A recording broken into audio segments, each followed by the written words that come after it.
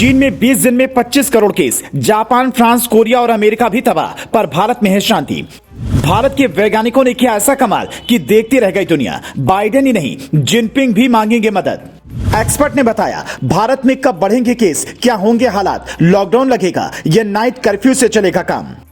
चीन में बीते 20 दिन में 25 करोड़ लोग कोरोना से संक्रमित हुए हैं। यह हम नहीं कह रहे, बल्कि ब्लूमबर्ग की रिपोर्ट कहती है, जिसमें लिखा है कि 23 दिसंबर को चीन में 3 करोड़ 70 लाख केस आए और 20 दिनों में 248 मिलियन लोग संक्रमित हो गए। हमने ये रिपोर्ट की कॉपी आपको इसलिए भी दिखाई है ताकि आप समझ सकें कि वहां के हालात कितने भयावह हैं और इंडिया में इसका क्या असर पड़ने वाला है।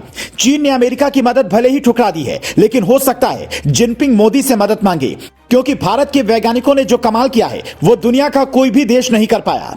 दरअसल कोरोना की दूसरी लहर में जब वायरस अपना रूप बदल रहा था, इसके डबल और ट्रिपल म्यूटेंट ब्रिटेन, ब्राजील और अफ्रीका जैसे देशों में दिख रहे थे, तभी रिसर्च में यह पता चला कि कोवैक्सीन इन सारे वेरिएंट्स के खिलाफ प्रभावी है।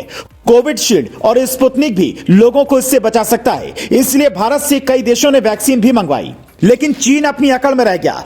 उसने कौन सी वैक्सीन अपने लोगों को लगवाई, कितना प्रभावी है, यह भी नहीं बताया। नतीजा अब केस बढ़ने लगे। अब खबर है कि नए वेरिएंट से चीन के राष्ट्रपति शी जिनपिंग की मां का भी निधन हो गया है। हालांकि अभी इसकी पुष्टि नहीं हुई है। ऐसे में खराब हालात को देखते हुए हो सकता है कि जिनपिंग मोदी से वैक्सीन की मदद मांगे, क्योंकि भारतीय वैज्ञानिकों ने जो वैक्सीन बनाई है उसका तोड़ बड़े बड़े देश भी नहीं निकाल पाए। तभी तो जब जापान में 1.7 लाख, साउथ कोरिया और फ्रांस में 1.6 लाख और अमेरिका से हजारों नए केस सामने आ रहे हैं, तो भारत निश्चिंत बैठा है। यहाँ के एक्सपर्ट कह रहे हैं कि घबराने की बात नहीं है, बस सतर्क रहिए। एम्स के पूर्व डायरेक्टर रणदीप गुलेरिया कहते हैं, हिंदुस्तान की ज्यादातर आबादी को वैक्सीन लग चुकी है, हमारे अंदर हर्ड इम्यूनिटी विकसित हो चुकी है। ओमिक्रॉन के डेल्टा वेरिएंट का खतरा हम झेल चुके हैं। नया वेरिएंट BF7 पहले की तुलना में ज्यादा लोगों को संक्रमित जरूर कर रहा है, लेकिन इंडिया में इसका असर ज्यादा नहीं होने वाला। ट्रैवल बैन या लॉकडाउन की जरूरत नहीं है, क्योंकि हम इससे निपटने के लिए पूरी तरह से तैयार हैं।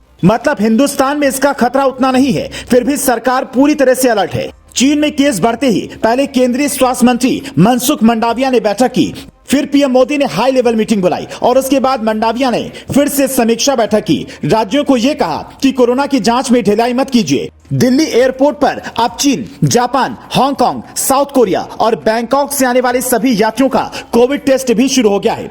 जो पॉजिटिव हैं उन्हें ट्रैक कर आइसोलेट किया जा रहा है। मतलब सरकार अलर्ट मोड में है। खुद पीएम मोदी ने मन की बात में लोगों से अपील की है कि नए साल का जश्न मनाइए, लेकिन सावधानी जरूर बरतिए। अगर सावधानी नहीं बरती तो सरकार नाइट कर्फ्यू का फैसला ले सकती है, लेकिन वो भी ज्यादा केस बढ़ने के बाद ही होगा।